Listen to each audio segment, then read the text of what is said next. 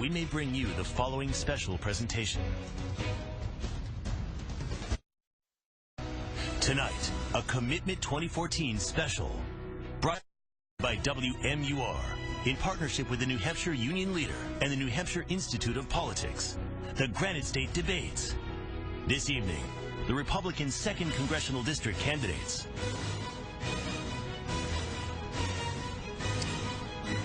And good evening, everyone. I'm Josh McKelvin, and welcome to night 2 of our Granite State debates. We are now just 6 days away from primary elections, and tonight we continue to hear from the Republican congressional candidates. This evening, it is the 2nd Congressional District. This is a district that includes Nashua, Concord, as well as western and northern parts of the state. Democratic Congresswoman Annie Kuster currently holds this seat. Now let's introduce you to the 3 candidates who are on stage this evening. Marilinda Garcia is the state representative from Salem, serving in now her 4th term. She is a trained harpist who also teaches music. Ms. Garcia, thanks for being here tonight. My pleasure, Josh. Thanks for having me. All right, Gary Lambert, also a retired Marine. He has worked as an attorney for the past 3 decades. He has also served as 1 term as a state senator. Mr. Lambert, thank you for being here tonight. Thank you, Josh. Thank you for having me. Indeed. And then Jim Lawrence, also a veteran and attended the Air Force Academy. He now runs a consulting business out of Nashua, and he has served 3 terms as a state rep. Mr. Lawrence, thanks for coming in. Thanks for having me, Josh. You got it. Thank you very much for all being here. Now, those are the candidates. Let's talk about a little bit about the ground rules. Candidates will get 1 minute to respond to the questions tonight. 30-second rebuttals will be offered as needed. We'll also have sort of a lightning round where they'll limit the answers to about 30 seconds. I'll also have some questions. All that sound fair enough? Very good. We're going to continue our coverage with Jennifer Vaughn. She's live at the Institute of Politics at St. Anselm College with the voter viewing party. A question or two will come from over there as well. There's an audience. And, of course, we'll have our in-studio panel. That includes Dan Toohey from the Union Leader, James Pindle from WMUR Political Scoop, and Kathleen Ronade from the Concord Monitor. So with all that out of the way, let's get to the debate and the topics. Now, right now, a lot of TV ads out there labeling the 2 of you, and I'm referring to Mr. Lambert and Ms. Garcia, labeling the 2 of you as liberals. Let's start the discussion there with the question coming from James Pindle. Good evening, all 3 of you. Thanks for joining us. Ms. Garcia, there is a new ad out from Gary Lambert, pretty hard. It's out today, saying that you support mandates tied to Obamacare. Do you? I absolutely don't. And as Mr. Lambert ought to know, since we've been on the campaign trail together for the last 9 months, I've always talked about my record in the state legislature, wherein I've always spoken out against Obamacare, the adverse effects it's had in our state, having to do with hospital access, having to do with premium increases, and I've been working on reforms that move us towards a more innovative, more consumer-oriented approach to health care. One of those, of course, is allowing for the purchase of health insurance across state lines. That's something Mr. Lambert didn't even support when he was in the Senate.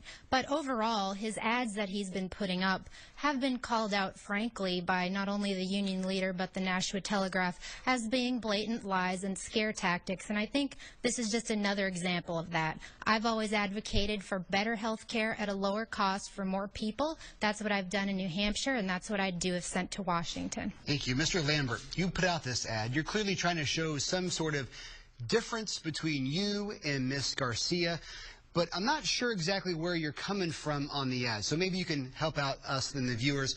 What do you think she does support, and where do you support? Where's the line? What's the difference? James, I'm looking at the August 20th edition of the Keene Sentinel, where Representative Garcia said there was no viable option to repealing Obamacare, and words to that effect. And that's what was in there. And, you know, with respect to Obamacare in New Hampshire, Representative Garcia on March 25th, Senate Bill 413 came up for a vote in the House. And that was Medicare, Obamacare in New Hampshire, Medicaid expansion. Representative Garcia wasn't there. She wasn't there present for that vote, and she could have voted to stop Obamacare in New Hampshire. So, you know, she mentions that I find it almost laughable that she said I didn't vote to get insurance across state lines. I sponsored the bill in the state Senate to get insurance across, to buy insurance across state lines, and I voted for that bill. Ms. Garcia, you want to take 30 seconds? Sure.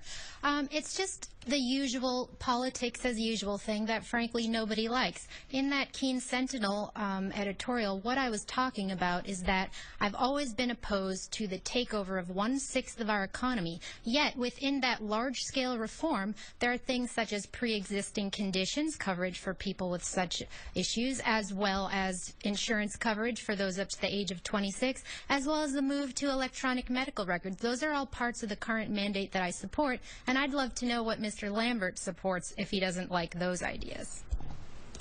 Is there any part of it you would keep? The pre-existing conditions part, first of all, we can do pre-existing conditions, and we can do where we can keep folks on their parents' plan up until 26 outside of Obamacare. We don't need Obamacare to have that portion. Mr. Lawrence, what parts of the Affordable Care Act do you like, would you keep, or would you repeal the whole thing and do something else?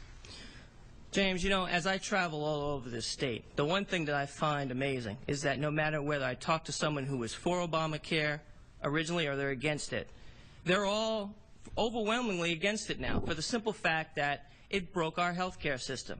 They were promised it was going to be cheaper. It's not. In most cases, it's more expensive. They were told they were going to get to keep their doctor. They can't. I was just in Bethlehem, and I spoke to a by the name of Peter, who told me a horrible story about how his daughter could no longer see the specialist she was seeing. She left the country to get her health care. This is not America. I would be in favor of repealing Obamacare because what we had before was certainly better than what we have now.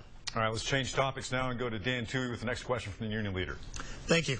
Mr. Lambert, you've been called a liberal on the energy issue. As a state senator, you supported RGGI, which is a regional cap-and-trade program. What is the government's role in protecting the environment? Well, when I got to the state senate, RGGI was in place. Now, I voted to get New Hampshire out of RGGI at the lowest cost to the taxpayer. Representative Garcia, on the other hand, voted to get New Hampshire out of RGGI at an increased cost to the taxpayer. And, you know, if I would be sent to Congress, I've been very clear on this with the voters. I am opposed to a national cap-and-trade program. I am for an all-of-the-above energy program, and I am for the Keystone Pipeline. It's needed. Folks are suffering out there with higher gas prices, higher energy prices. We need an all-of-the-above energy program in this country, and we need it now. Folks are in trouble. Ms. Garcia? Sure. I've always advocated for America being able to do what it does best, and that is get ahead, become energy independent, explore, develop, innovate, all of the above. When it comes to legislation, I absolutely don't support cap-and-trade mandates. When I talk to people around the district, they say, I'm the best steward of my own environment. This is my farm. This is my livelihood. Of course I'm going to take care of it. I don't need big government in Washington coming down here and making my livelihood harder and raising energy rates. Senator Lambert supported cap-and-trade in New Hampshire 3 times, and though he says he opposes it on a national level, he even authored an op-ed in the Sacramento Bee, that's all the way in California, mind you, in support of it. He said he's passionate about RGGI. RGGI is cap-and-trade. That's a regional greenhouse gas initiative. So he is left to explain his own record, but I do not support such mandates. And Mr. Lawrence, the government's role in protecting the environment. 1 second there. You wanted to 30 seconds. I'd like to say, you know, I voted, like I said, when I got to the state senate, I voted to get, RGGI was there. I voted to get New Hampshire out of RGGI if 2 states were to get out. You know, if we would have got out without the 2 states getting out, we would have still had to pay in $5.6 million in subsidies on that.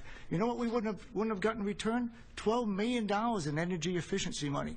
So I took the hard-earned taxpayer money, and I took the voters into account, and that's why I voted as I did. All right, Mr. Lawrence, you've been very patient. I certainly do appreciate that. I promise you'll get your time. Go ahead. The same question does go to you. All right. When I was in the State House, I served on the Science, Technology, and Energy Committee. I stood against the Regional Greenhouse Gas Initiative then, and I stand against it now because I recognize what it is. It's an over-regulation and a tax on energy that we can't afford. I have to take exception to what Senator Lambert has just said because he, in fact, did vote to keep RGGI in the state of New Hampshire, which I would not have. I want to ask you, Mr. Lawrence, if you could answer this briefly. What do you see as the biggest environmental issue in the 2nd Congressional District right now? Well, there are a lot of environmental issues in the 2nd Congressional District, but I'll take a hard stand on this. I think the biggest threat to our natural landscape is the Northern Pass project, which I am the only candidate on this stage that has said I am solidly opposed to it no matter what. Ms. Garcia? In the North Country, being as I'm from Salem, which borders Massachusetts, I've traveled up there many times, and they're opposed to the Northern Pass, in fact, because they have concerns about it infringing upon the right of private property, and that it would have an adverse effect on the aesthetic beauty of the North Country, and therefore our economic engine, which is tourism. They're opposed to the Northern Pass as currently planned. I am as well. However, I hear that a possible compromise that they're amenable to is burying the transmission lines, and if that's something they support, then I support that as well. You've heard both your opponents, Mr. Lambert, talk about the Northern Pass. Do you see Northern Pass as the biggest environmental issue in the 2nd CD? Just about. You know, I'm an outdoorsman. I've been to the North Country a lot. I like to hunt. I like to fish, and I like what I see up in the North Country, and I respect the view of the North Country, and I'm opposed to Northern Pass. You can't decimate and mess up the landscape like that for folks that want to go up there, see the scenic beauty of the North Country, take in the grandiose, wonderful nature of the North Country. All right, thanks very much. Let's go to Kathleen Ronay now from the Concord Monitor. She has a question for Ms. Garcia. Yeah, Ms. Garcia, your opponents have also been attacking you on immigration and amnesty, aligning you with the president and saying that you favor amnesty. What is your position on the issue? Sure, absolutely. I've always stated I'm opposed to amnesty, and in fact, I've had many conversations with those sort of at the forefront of this crisis. Recently, Governor Perry in Texas, he supports my position that, listen, national security right now is border security, and any immigration reforms that we would seek to implement will be futile in the future if we do not first secure our border. I do not support amnesty. I never have. And, you know, aside from Governor Perry, I also have support from Republicans across the spectrum that are very involved in this issue. Senator Ted Cruz, also from Texas, is coming to rally with me Sunday. And then I actually got exciting news that I'll have support from Senator Grassley in Iowa, who is the ranking Republican member on the Senate Judiciary Committee, a committee that looks and takes care of immigration reform. So I've always been opposed to amnesty, no question. And again, those ads are distortions and inaccuracies, and as the union leader and National Telegraph say, scare tactics, garbage, and lies. Mr. Lambert, what do you have to say in response? What do you think should be done with the millions of undocumented immigrants already living here? Well, first of all, I want to make my position clear. I want to secure the border, and I'm opposed to amnesty. Now, Representative Garcia is for amnesty. I know she said that she's not, but she sponsored a resolution with the National Hispanic Caucus of State Legislators. It's Resolution 2013, TAC 11, that calls for a pathway to citizenship. Now, a pathway to citizenship, to me, and to most of the people I talk to, is amnesty. So that's what she's advocating. I know she's got a lot of folks coming up here to advocate on her behalf. They're all coming from Washington, D.C. The attack ads, negative ads against me are coming from Washington, D.C. So my record is clear, and actually Representative Garcia's record is clear. She wants a pathway to citizenship, and that is amnesty in my book. And that deserves a response. Is there a distinction between a pathway to citizenship and amnesty? Absolutely. I'd say Mr. Lambert's book is entirely fiction. And, you know, a pathway to citizenship is something, it's just a turn of phrase. My mother walked a pathway to citizenship. She immigrated here legally from Italy. I know Senator Lambert's mother also is an immigrant who walked a pathway to citizenship. What the difference is amnesty is granting citizenship to those that came here illegally. I've supported the fact that, listen, if we want to know who these 12 million people, now granted this is 10 times the size, you know, a population of New Hampshire, they're living here, they're in our society, they're integrating into our economy, and all again, the fabric of our society, we have to have legal status which allows us to know who they are and what they're doing and put them on a process of reform, which includes reforming the pathway to citizenship. Mr. Lawrence, please, we got to give Mr. Lawrence a chance to weigh in here. Where do you stand when it comes to your two opponents' positions on this? Well, first of all, I want to secure the border first. I think it's ridiculous to talk about doing anything else until you solve the immediate problem, which is secure the border. Want to finish building the fence, augment the Border Patrol with the National Guard if necessary, and use electronic countermeasures as well. I am not in favor of amnesty, and I want to add one point here. You know, Australia had a similar situation to this, where they had illegals flooding their border, and they realized that their system was being overburdened very rapidly. They've changed that policy now, and the policy that Australia now has is that if you come there illegally, you'll never get to stay. I want America to adopt that same policy, because if you come here illegally, you'll never get to stay. That is the right policy for the United States. That'll send the right message to the rest of the world, and it'll help stave off the problems that we're seeing now. And I'll also add the fact that I do believe that giving legal status to illegals is wrong, and I believe that's what Representative Mayor Linda Garcia just said. Mr. Lambert, please, then we have to move on. Yeah, I just want to comment. In that same resolution that Representative Garcia sponsored, she called for legalizing the undocumented population as well. It's right in there. It's very clear. She was a board member of Americans by Choice. They're advocating the Senate Gang of Eight amnesty plan, which is the president's plan. You get the final word, and then we do have to go. Absolutely. Please. Anybody in this country, be they illegal, be they going through the process legally, are not necessarily citizens, yet they have some sort of legal status because we have a legal process. We are a nation of laws. Legal status does not mean citizenship. Amnesty and legalization are different things, and if these two gentlemen would like to remain ignorant on that issue, I suggest they do their homework. Okay, obviously this is a very important issue with different positions, but we do have to move forward. Let's go to Dan Toohey with the union leader. Mr. Lawrence, the White House is ramping up its rhetoric on the militant group ISIS. The president says the strategy is to degrade and destroy. In speaking at the shipyard earlier today, Vice President Biden said, "We don't retreat, we don't forget, we will follow them to the gates of hell." Should boots on the ground be an option in taking out this group? You know, as an Air Force Academy graduate, I can look you in the eye today and tell you that a first-grade cadet would have a better strategy on dealing with ISIS than President Barack Obama. It's unfortunate that it's taken the death of 2 American citizens and the growing in strength of ISIS as the #1 threat to the United States before this president has come online to address this threat. I was addressing this very issue months ago, saying it was the #1 threat to the United States, and I still feel that now. So no, I do not believe the president has done enough, and I would urge him at this point in time to do more. You know you're in big trouble when Senator Dianne Feinstein is leading the charge, telling the president that his posture on addressing ISIS is too soft. Just quickly define more. Does that include ground forces? I would not advocate putting boots on the ground at this time, but I would advocate the strengthening of airstrikes and supporting the ground troops that are there right now. Okay, Ms. Garcia, same question to you. Sure. I think what America and our allies abroad need to know is that our country is willing to do what it takes to protect our national security and the lives of our citizens here and abroad. When it comes to ISIS, they are the greatest single threat, terrorist threat, foreign threat facing not only our country but the entire world in their quest to subjugate everyone that doesn't share their goal of establishing an Islamic caliphate. They're well funded. They have absolutely no qualms about doing the worst things. You know, we've assisted in airstrikes. That's important. We also have been helping our allies there, the Kurds, the Peshmerga, and then the Syrian Free Rebels. I know that in Australia, the Prime Minister was saying that he's considering sending boots on the ground or troops to help support our efforts.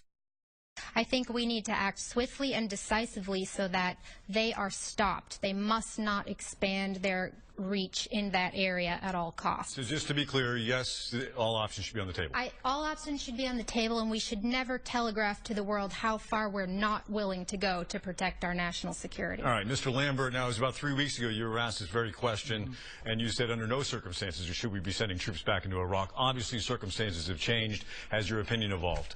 Let me be very clear. No boots on the ground. I'm the only person on the stage that was boots on the ground in Iraq. So I was one of those boots. No more boots on the ground. It's time for the Iraqis to take their own destiny and run with it. The president just a long time ago, a few months ago, called these folks the JV team. Well, they're no longer the JV team. And just last week he said he doesn't have a strategy for this. As a 35-year veteran in the Marine Corps, and I was honored to attend the Army War College, got a master's in strategic studies from the Army War College. This is uncalled for. This is not a strategy. We need one. And the strategy is more than a military operation, more than limited airstrikes. We've got to cut off funding to ISIS. We've got to deal with our allies in the region. And I tell you what, I know the border, we talked about it with immigration, the border is a national security issue, and that must be part of the strategy as well. All right, thanks very much. We're going to move it back to a domestic issue that has been in the news a lot lately. We're going to go to Kathleen Ronayne from the Concord Monitor. Protests in Ferguson, Missouri have triggered a national debate on the role of the police. Right here in New Hampshire, more than $500,000 in federal money has been spent to help the communities of Concord and Keene buy armored police vehicles. Do you support the use of Homeland Security money to equip local police departments with this type of military technology? I am concerned about the militarization of the police forces in America. The idea of a police force, in my mind, is to de-escalate a situation. When I was growing up, we normally called police officers peace officers, and I'd like to see them assume more of a peace role than a militarization role. I was very dismayed at looking at the pictures in Ferguson and seeing what looked like a war zone. People in riot gear, people dressed as I was in Iraq. So I'm concerned about that, and I think we need to reevaluate that and make sure we de-escalate situations rather than escalate them. Ms. Garcia? I think it's certainly a valid concern over militarization of the police force, but we have to understand that we're also in a very volatile time in history with the threats that, again, are no longer, petty crimes, rowdy mobs, things like that, which certainly need to be controlled and contained, and we need to be providing for the public safety of law-abiding citizens. We also have to worry about terrorists. I mean, if you think about it, 9/11, the Boston bombing, that was only about 40 miles down the road. Now with ISIS, many, I believe about 500 members of ISIS have U.S. and European passports, meaning they have easy access and entry into our country. So we need to be safe, but I think it is true that the over-militarization is certainly a concern, and I hope that all of these situations can resolve calmly and peacefully. Mr. Lawrence, both your opponents said they are concerned. Do you share that concern that local police departments could be more or less local armies? Well, I'm the son of a 34-year-plus law enforcement veteran. I'm the son of a cop who rose up to the ranks of chief, and I know what it feels like to have a personal vesting in keeping police safe. But I'm going to comment on this. These types of equipment, militarization of the police force came out of a fear of a threat of terror, a terrorist threat. Private citizens of the United States marching peacefully on the streets are not terrorists.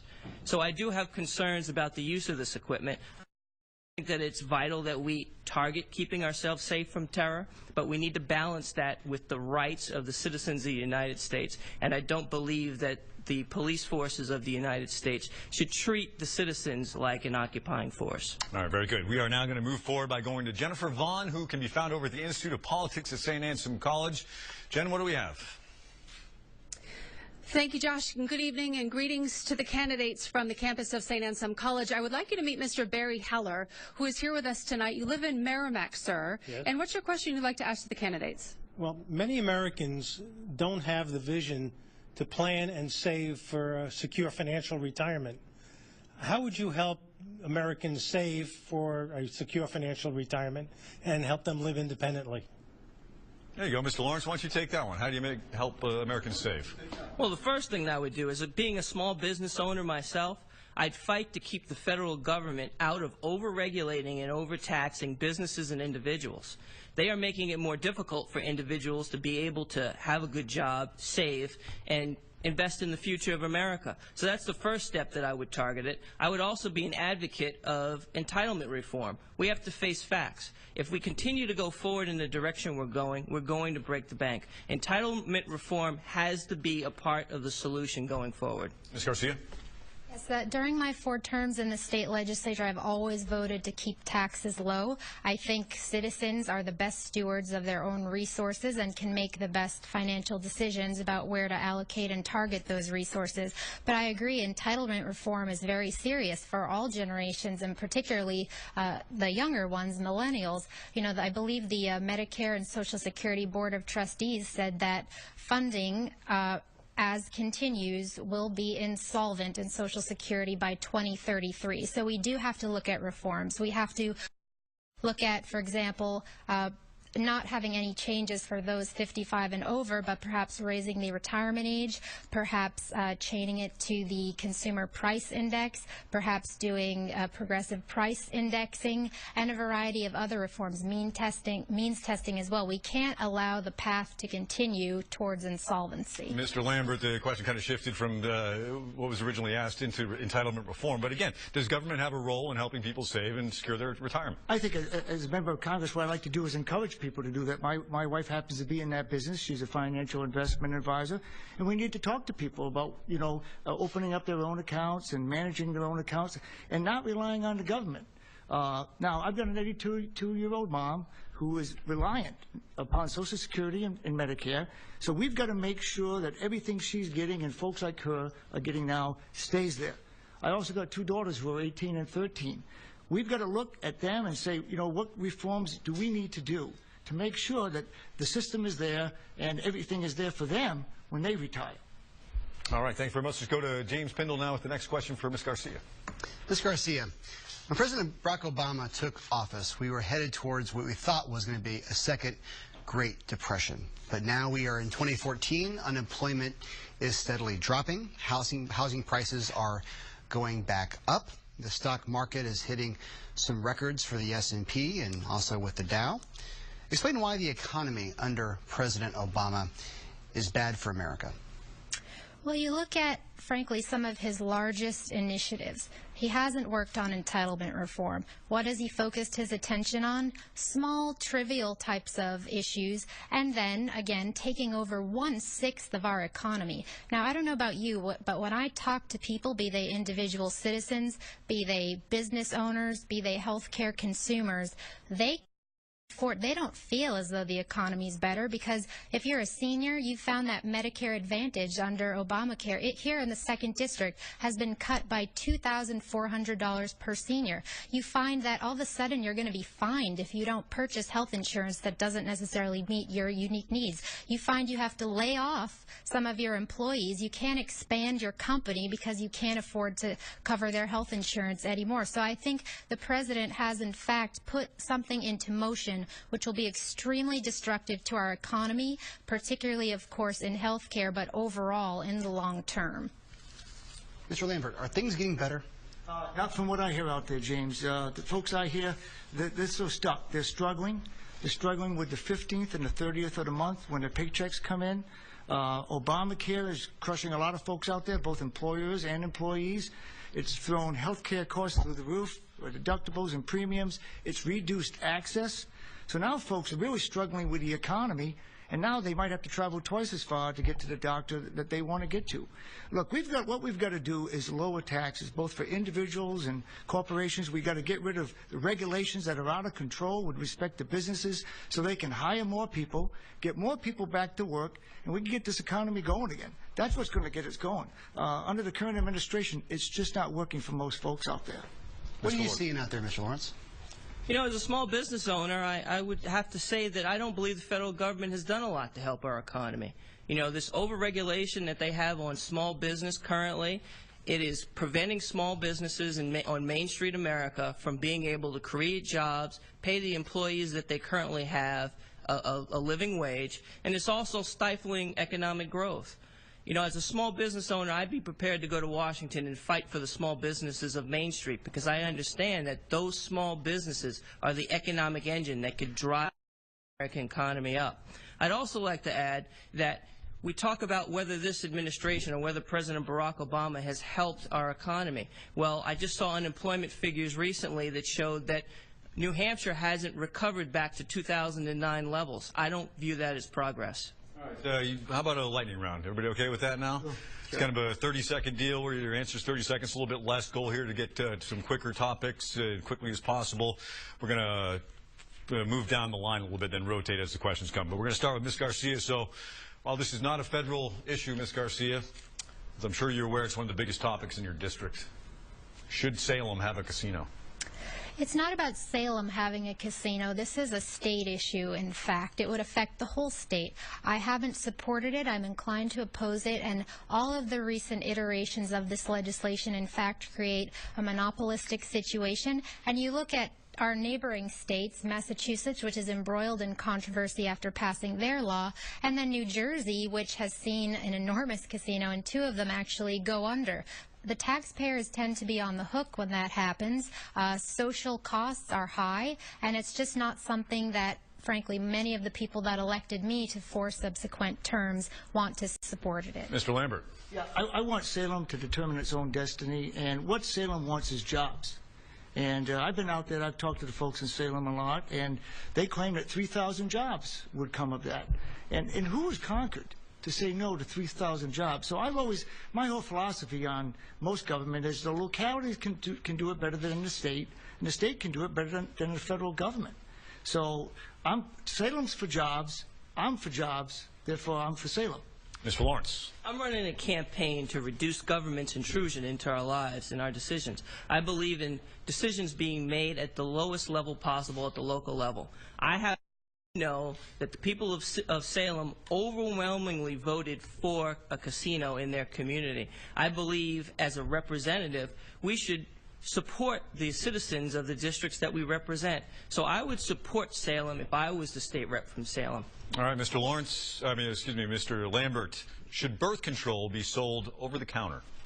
Yeah, I've got no problem with that. Simple as that. Mr. Lawrence? I don't believe that's why. As a parent of 4 daughters, I have grave concerns about that. Leave it there. And Ms. Garcia? I think it's a positive piece of legislation. I know that's under consideration, especially given as right now, with Obamacare in place, rationing in terms of being able to access health care providers that would have to right now provide prescriptions for birth control will be harder and harder to see. So I think that would be a positive step. All right, Mr. Lawrence, should President Obama face impeachment hearings? President Obama has overreached his authority in the executive branch.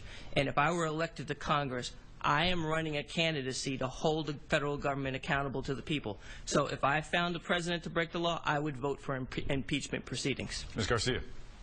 After all of the proper review, should this come up, I certainly think every member of Congress, if it's determined that in fact he has overstepped the bounds of his constitutional obligations and authority, then of course all members of Congress ought to be supporting impeachment. And Mr. Lambert? Well, I'm going down to Washington to get something done. Right now, the Democrats lead the Senate. There's no way impeachment would work. And so I'm not the kind of guy to do something knowing that it's just not going to happen. Okay. All right. One more in the lightning round, and we're going to start with you, Ms. Garcia. Congressman Charlie Bass, last Republican to represent the 2nd CD, as I'm sure you're aware. He served for 7 terms, then became a lobbyist. Do you consider him a role model, or is he part of the problem? You know, to the people in the 2nd District, I know that they're just concerned about having representation that respects and reflects their concerns right now, and that is that government is too intrusive, too overreaching, and is making their life harder. So to the extent he fought against that during his time in Congress, I'd appreciate it. If they didn't feel him to have done that, then certainly he didn't do a good job. Want me to repeat the question? You ready to go? No, Charlie Bass is a Republican, and so that makes him better than Andy Custer and Paul Holtz, who are Democrats. Okay. Mr. Lawrence. I believe that Representative Bass was a Republican that served his district well, and I do agree that he did a better job than our current Congresswoman Ann Custer, who votes with President Barack Obama 95% of the time. All right, that ends the lightning round. So let's go to Dan Toohey from the Union Leader for the next question. Dan? Thank you. You have all served in the New Hampshire legislature. Mr. Lawrence, what would you say was your biggest achievement at the State House? You know, I had a lot of wins at the State House that I felt strongly about, but the thing that I'm the proudest about was standing up and leading the fight for parental notification.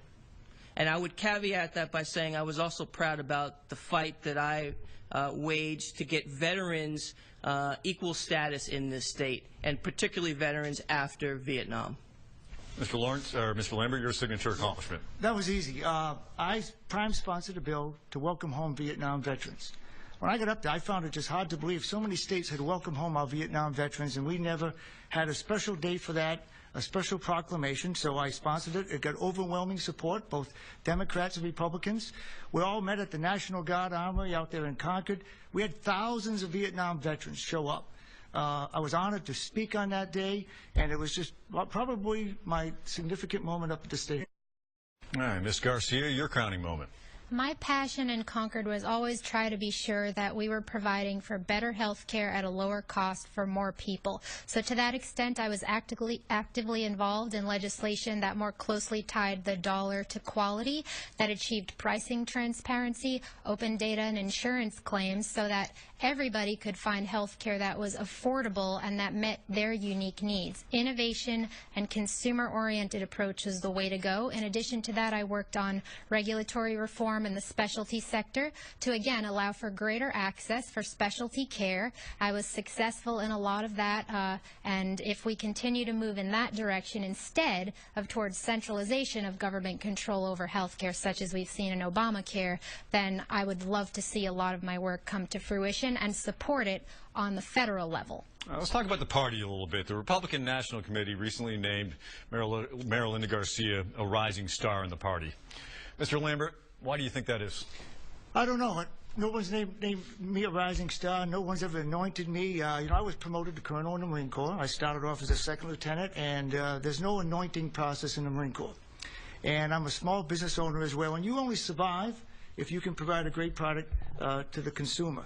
So, I noticed, as Representative Garcia said, she's got most of Washington coming up to help her out, this weekend and the final days of the campaign. I'm not getting any Washington, D.C. money. The negative ad being run against me is coming straight out of Washington. Honestly, I've counted, I think about $1 million in advertising is coming against me and on behalf of Representative Garcia from Washington. So I'm not the anointed candidate. I'm not the establishment candidate. I'm just a guy who served his country for 35 years in the Marine Corps, and I'm looking to serve my country down in Congress. Ms. Garcia. I'd like to think that people have appreciated my devotion to serving in the legislature, trying to accomplish, again, a lot of the reforms I've talked about, reducing the size and scope of government, and making sure that taxes are kept low. That's been my objective, and I know that's supported by Republicans of all stripes across the spectrum. So I'm really honored by these support coming from things like the national GOP in terms of rising star status, whatever that means. It's cute, though. But I certainly also am enjoying the support I'm getting on the ground here in New Hampshire. At the end of the day, my campaign is about New Hampshire. My office is the one that's full with people making phone calls, volunteers out knocking doors, helping me spread the message that I've been trying to get across in my campaign. Okay, Mr. Lawrence, do you feel a little bit like the forgotten man here? Your opponent's been going back and forth at each other here. I mean, what do you make of all this? Well, one of the reasons why I got in this race, and I said it from day one, is because I felt that the other candidates weren't discussing the issues that were important to the voters of this state. We've seen an increase of the attack ads. This is the kind of thing that makes people sick and tired of the political process. It needs to stop now. It's not doing anyone any good. And if I could go back to the original question, I think Marilynda Garcia should take credit where credit is due. She should be proud that she was recognized by the national Republicans in D.C. However, I can't claim that same fame because, I was busy raising a family, buying a home, starting a business, doing all these things that I think good representation in Washington should have, that life experience that makes us able to relate to the voters of this state. All right, let's move forward, going to Kathleen Ronay now with the next question. Ms. Garcia, do you believe that children growing up in low and middle class homes today have the same opportunity as they did 25 years ago? In fact, it's recently said that generation right now of parents is the first one in a long time, possibly ever, in the United States that doesn't necessarily think that their children will be better off than they were. So I think our country is moving in the direction which is frankly not the American dream. We've lost our aspirations. We've lost our sense of, this generation's going to have it better. And certainly I think children these days are facing that. They're facing problems with employment coming out of school. They're facing failing education systems. So I've adopted as my campaign motto, opportunity for all, because I would love to reinvigorate that sense of equality of opportunity, which is what America has always offered to everyone, and I think that's the direction we need to go. Mr. Lambert, what are your thoughts? And if you agree with Ms. Garcia, what would you, what actions would you take? I think a lot of folks out there are really worried about their children, and they're worried that their children are not going to be able to do what they did.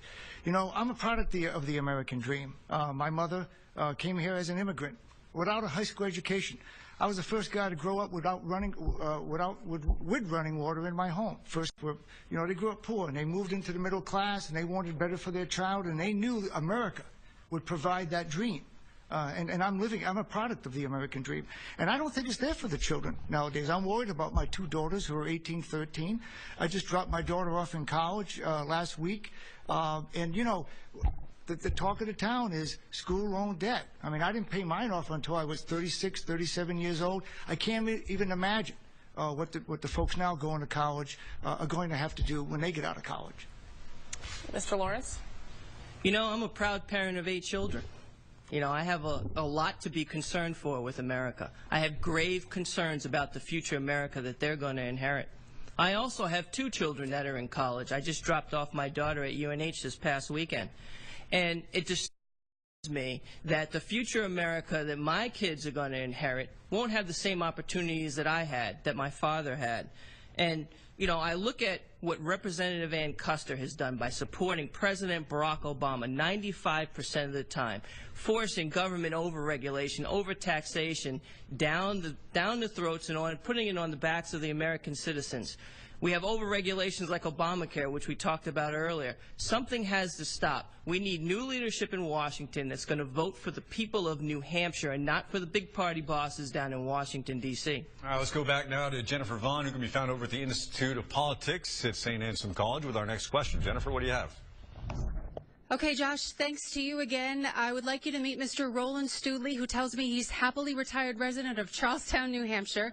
And what's your question for the candidates tonight, sir? Well, I thank you very much for allowing me to ask a question.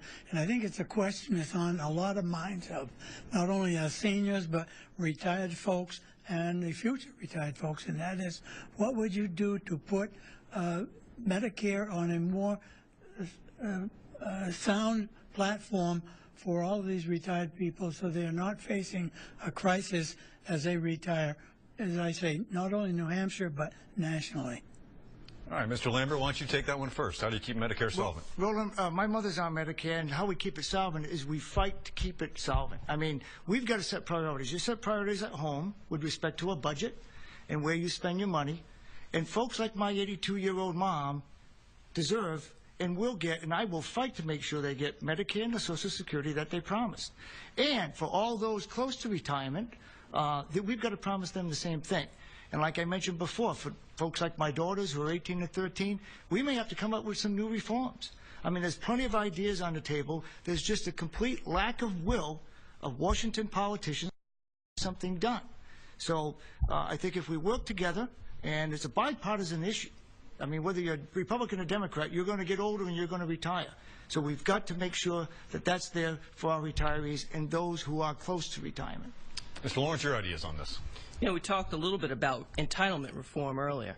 I am an advocate of entitlement reform. I think it is necessary. We absolutely, positively must act now in order to save the system, because we already know that we have 2 choices. Either we're going to tax the next generation out of existence, or we're going to have to reform the system so that it can exist without putting that burden too squarely on the backs of our future generations. There's a lot of options out there on the table. I believe we should keep all options on the table, if that includes raising the recoupment age. We need to look at this in a serious manner, and we need to act now. We've wasted too much time not addressing this issue. Ms. Garcia. Again, these entitlements are moving on the path to insolvency, as that gentleman expressed. It's a grave concern, and unfortunately, we have a congresswoman right now that has voted and says she would have voted had she been there to, again, defend and support Obamacare. Obamacare itself is raiding Medicare. That's what it does. That's the way it's funded. So that needs to be fought against. We can't allow Medicare Advantage to be cut by $2,400 per senior citizen. Beyond that, all control of resources is best done at the local level instead of the federal level. So I would first advocate for block grants to the states. The state of New Hampshire should have that block grant allocated and then be able to make decisions here on the state level about our seniors. All right, let's go to a topic now, very important, where we're sometimes hard to see the lines between Republican candidates on this. James Pindle has this topic. That's right, Josh. Thank you. Mr. Lawrence, why are you the best advocate on this stage for Second Amendment rights? Well, James, that's actually an easy question to answer. I'm the only person standing at this stage that can claim that I'm a lifetime NRA member. I've got an A+ rating from Go New Hampshire, an A rating from the New Hampshire Firearms Coalition, as well as an A rating from the NRA. I'm a lifetime sportsman. I've been a member of 2 sportsman clubs in this state, an avid sportsman, and I believe that the Constitution is the highest law in the land, and the Second Amendment does afford the rights to the citizens of the United States to bear arms. Ms. Garcia, does it boil down to grades and ratings when it comes to this topic? Those are important if they show support within one's voting record. I certainly do have good ratings, sterling ones, from all of the various Second Amendment support groups. At the end of the day, though, it's clearly enshrined in our foundational documents that we as citizens have a right to bear arms, and we ought to be able to protect our lives, our families, and our property. So I think that's pretty clear. I've always voted that way, and if I am honored to be sent to Congress to represent that district, I would do the same there. Mr. Lambert, why would you be the best vanguard of the Second Amendment? Well, first of all, I have to correct Mr. Lawrence, because I also am a life member of the NRA, Representative Lawrence. I've got an A rating from the NRA. I've got an A rating from gun owners in New Hampshire. I own about 20 guns. I shoot a lot. I hunt a lot. That is my passion. I really enjoy that. And the gun rights across America, that group right here, has endorsed me in this race. They say I'm the best candidate. So I've got a lifetime of shooting. I've got a lifetime of advocating for the Second Amendment, and that's why I think I'm the best candidate. All right, move forward. Thank you very much. I want to address the issue you just said. I mean, I just have to take exception. I am the only candidate on the stage that has an A+ from Go New Hampshire, an A from the New Hampshire Firearms Coalition, and an A from the NRA. Also a lifetime NRA member. I believe that you received a D- from the New Hampshire Firearms Coalition. Well, I might as well respond to that. Quickly. New Hampshire Firearms Coalition, if anybody wants to write me, I'll tell you why they are absolutely incorrect, and they are for another candidate. They are for Mary Linda Garcia in this race, and so quite honestly, what they put out was false. And so, you know, like I said, I got an A rating from the NRA, A from gun owners in New Hampshire. Right. So, I mean, I'm a gun guy. Let's consider all the report cards signed now and go to Dan Toohey for the next question. Okay. Around this time last year, the government was shutting down over a fight over the debt ceiling. Do you think shutting down the government is ever a good tool in negotiations? Mr. Lambert, go ahead. Well, government has a big spending problem. Actually, we have a spending addiction. So if I go to Washington, I want to see some reforms, and I want some hard talk about reforms. And so I think everything's on the table in terms of negotiation and options. And we've got to get the spending problem under control. We have record revenues. So what's the problem? I mean, I'm advocating for a balanced budget amendment. That's what we need. And once we get that, we won't have to worry about running from fire to fire, from resolution to resolution. We'll do what we did when I was a state senator. We passed the budget. First time it was cut since World War II. The sky didn't fall. And, you know, we balanced the budget. It can be, if it was done in New Hampshire, it can be done in Washington. Ms. Garcia, same question. Shutting down the government is never the goal. But look at the reality of our situation in our country right now. Our debt exceeds 100% of our gross domestic product. Since 1993, Congress has passed 18 increases to the debt ceiling, and only 3 of those included deficit reduction. Again, our country is on the path to insolvency. We have economic instability because of our debt and deficit issues, so we have to be serious about reducing that. So I do think we need to balance the budget the way we have here in New Hampshire, and we really do need to have strong representatives in Congress that are serious about this and are willing to put everything on the table and make the necessary tough decisions. So when balancing the budget, shutting down the government is never a goal, but Mr. Lawrence, is it a tool? You know, Josh, I think you don't take anything off the table. I'm a fiscal conservative. I do believe in a balanced budget. I do believe that government spending is out of control, and we've got a debt that we're far getting to the point where we can't bring it back to the point where future generations will not be able to afford it. So I do think that we need to take a hard line now, cut taxes, cut spending where we can, and try and balance the budget immediately. So yes, it is a tool in the arsenal. Thank you, Mr. Lawrence. Let's go back to Kathleen.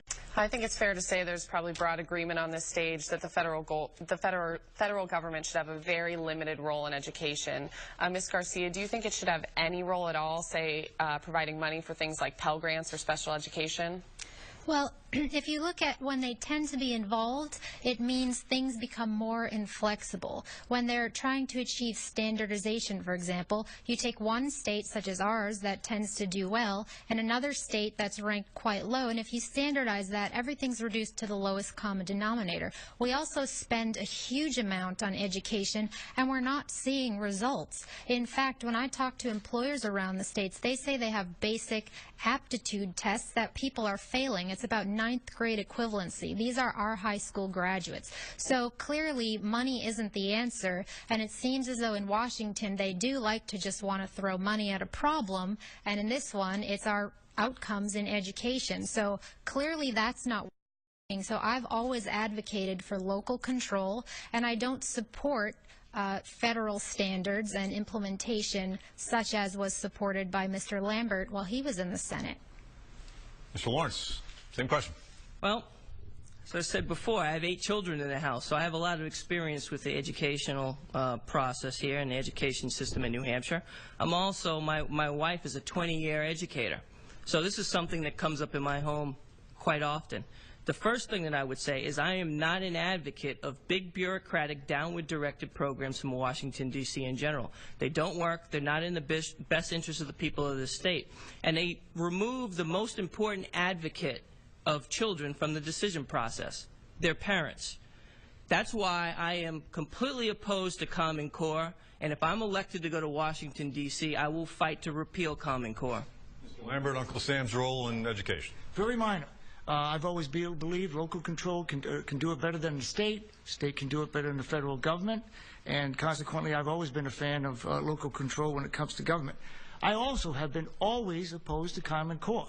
Now, I have no idea what Representative Garcia just said by the fact that I was somehow for big government when I was in the State House. Look, I was always for local government when it came to schools.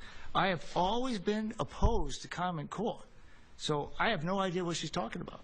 All right, we're going to get to our closing statements in just a couple of minutes, but first let's lighten things up a bit, take a breath, have a little bit of fun. Mr. Lambert, what do you think what does New Hampshire have going for it? What's the best thing New Hampshire has going for it? Deer hunting.